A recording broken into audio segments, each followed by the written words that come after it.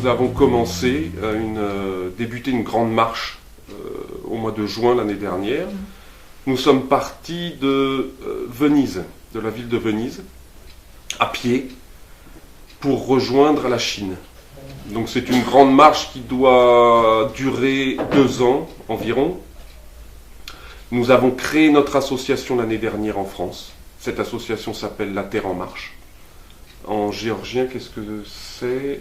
Mosiarule de Damita. Nous sommes partis avec de la terre du monde entier, de la terre des 5 continents. Et nous allons de pays en pays, d'école en école, partager cette terre contre la terre de chaque pays.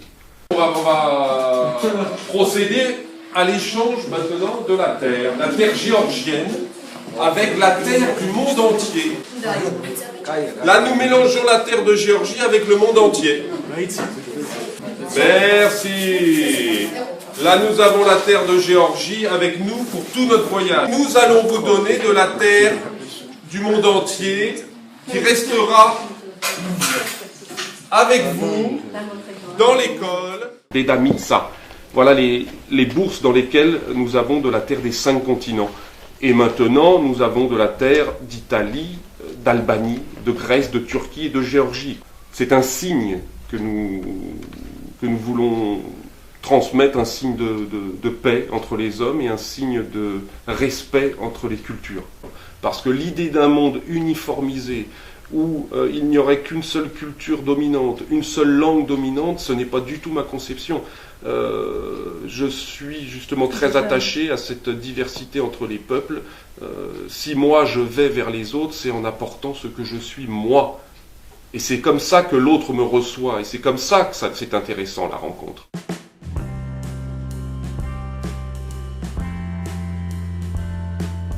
L'idée de partir 2 ans à pied n'est pas venue subitement.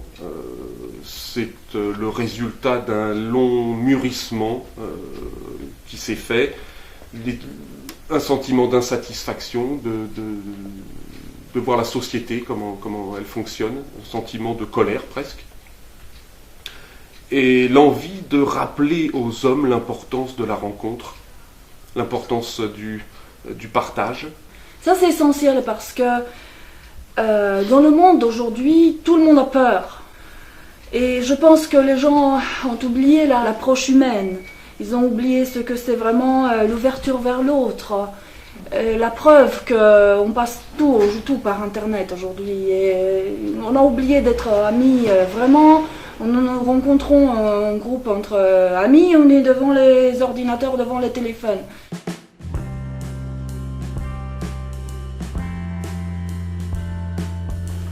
Donc, nous avons choisi un itinéraire symbolique. Venise, c'est pas innocent. C'est la ville de Marco Polo, le marchand vénitien qui est parti au XIIIe siècle jusqu'en Chine. C'est le symbole marchand qui nous intéressait. Et nous avons décidé de suivre les 2 plus anciennes routes commerciales organisées au monde.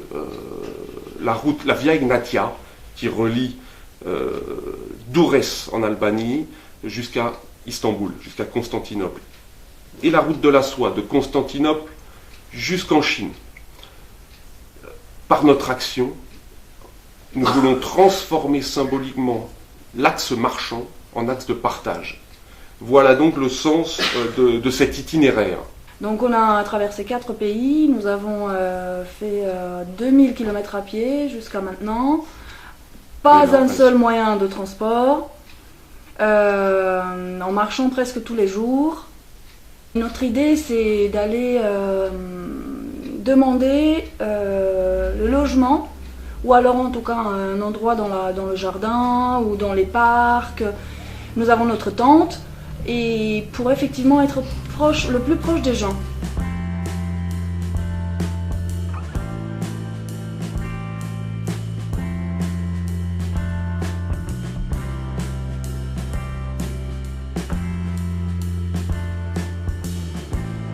Nous voyageons depuis des années. Moi, j'écris des livres, des récits de voyage que nous éditons, que nous publions par le biais de l'association. Depuis peu de temps, c'est pour ça que je le dis, nous lançons la collection Récits de voyage. Donc, trouver le sens du voyage, c'est quelque chose qui me travaille depuis longtemps. On peut partir, mais avec toujours une insatisfaction. Là, j'ai vraiment l'impression que nous avons trouvé le vrai sens du voyage, le sens profond de la rencontre. C'est extraordinaire à pied, parce que les gens ont sur vous un regard qui n'est plus du tout celui du touriste. On ne vous perçoit plus comme un touriste, on vous perçoit comme un pèlerin, ou comme quelqu'un qui porte quelque chose à dire. Et c'est vrai. Et là, la rencontre se fait de manière vraiment humaine. Ça change tout.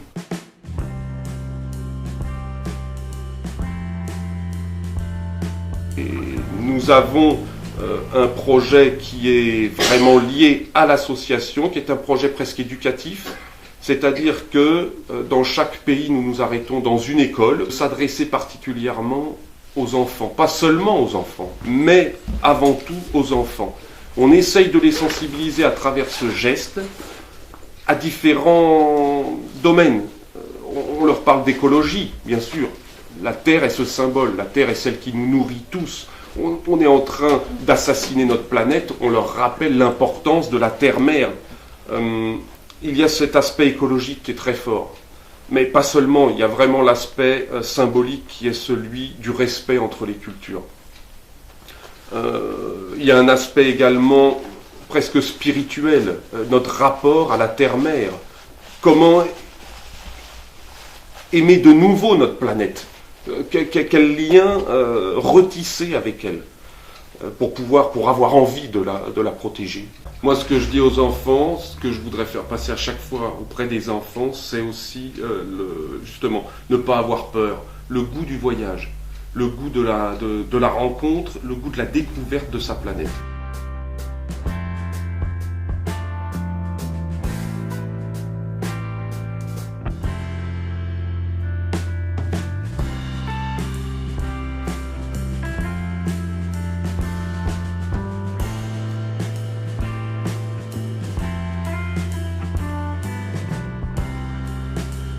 L'idée est de mettre en relation toutes ces écoles entre elles, de créer un réseau d'échanges et d'amitié entre les enfants.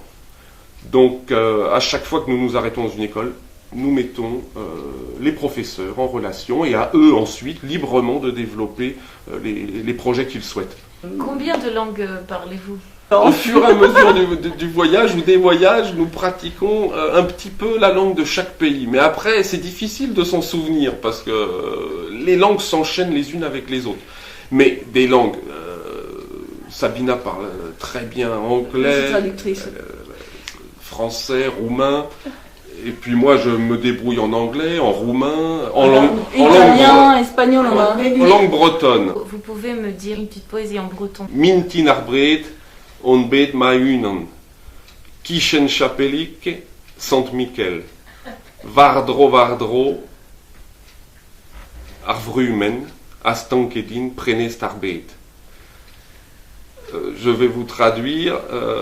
Ce matin, je suis allé seul près de la chapelle Saint-Michel. C'est un endroit qu'en Bretagne on aime beaucoup. C'est un endroit presque sacré, en haut des montagnes, des basses montagnes, mais on les appelle les montagnes. Et tout autour de moi, la brume formait comme une fenêtre sur le monde.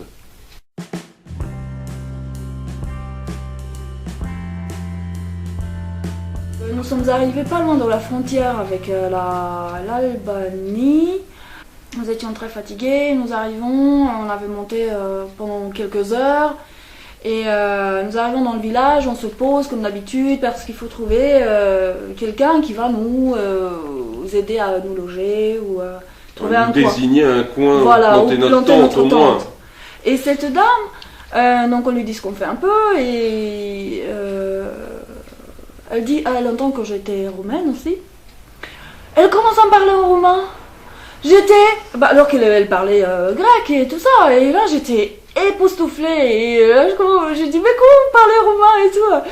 Elle me dit, parce que ici nous sommes Aroumains, les Valaques, les anciens Valaques, qui sont des Aroumains qui sont partis il y a quelques siècles de Roumanie et qui ont fait le chemin un peu en Europe, dans les Balkans. Ils sont arrivés aussi donc en Grèce.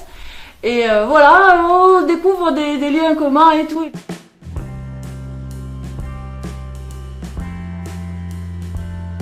Moi, ça fait longtemps que je voulais venir dans le Caucase.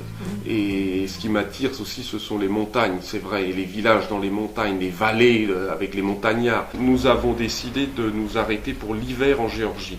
Donc il n'y a pas eu de marche à pied en Géorgie. Nous sommes arrivés à Doucheti, et les premiers jours, ça fait 2 mois maintenant qu'on est ici, on a été accueillis admirablement. On a été reçus ici, on a rencontré Bella aussi. Et là, il y a eu une vraie rencontre qui s'est passée. On a eu des points communs. Bella est très, je veux dire, amoureuse des lettres, amoureuse de la traduction. Là, on a plein de points communs là-dessus, une sensibilité qui est proche. Donc, on a pu en même temps découvrir un peu le pays, parce que la saison n'est pas facile, mais on a pu visiter quelques endroits. Nous sommes allés visiter la cathédrale Sreta. Nous avons vu la très vieille, le vieux monastère, Djvari, et également cette église fortifiée à Nanouri, magnifique. Moi, c'est peut-être l'endroit qui m'a plu le plus, parce qu'entouré de montagnes, le lac, il y a une atmosphère. Et puis cette vieille église toute fortifiée, comme on trouve aussi peut-être en Roumanie des églises fortifiées, ça dégage vraiment quelque chose de spécial. Moi, j'aime beaucoup ça. Et puis on a découvert toute la gastronomie géorgienne. Alors vous avez découvert les frikali? Oui, le frikali, le ratchapuri. On a découvert la soupe aussi qui s'appelle, que Maya le fait là. Au Mazzoni. Ouais. Mazzoni. Ouais. Jaja. Jaja. C'est quoi? Arahi. Ah, ça on a bu Arahi aussi. On en a bu. Très bonne. Au raisin, à la prune. Oui, Kargi Arahi. Mais on sera content de revenir en Géorgie, j'ai envie de le dire, parce que on a passé 2 mois ici, très très riches en sentiments, en émotions avec les gens. Ça nous a fait beaucoup de bien de sentir ce peuple chaleureux qu'on a découvert vraiment. Dites-moi quelques mots que vous avez pu apprendre au cours de ces 2 mois. Sabina, lance-toi. Alors, on dit Kamaljobat, on dit Rogorahar, Matloba, Didi Matloba. Rasa Keteb, Rasambob. Rogorambob. J'ai appris Kakami quand même, Puri. Shencheya. Shencheya. Mevervigep. Ça c'est bon ça. Mevervigep. Mervitsi. Mzeanateps. Saprangeti. Prangoli. Dan Frongivar. Mevar Jérôme. Mevar Sabina.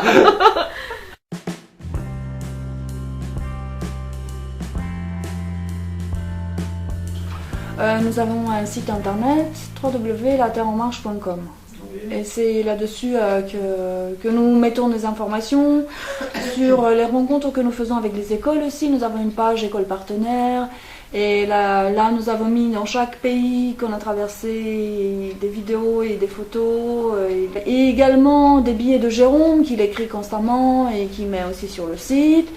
Didi Matlova, à bientôt. À bientôt en Géorgie. Kamaljobat. Nahondis, c'est ça, Nahondis.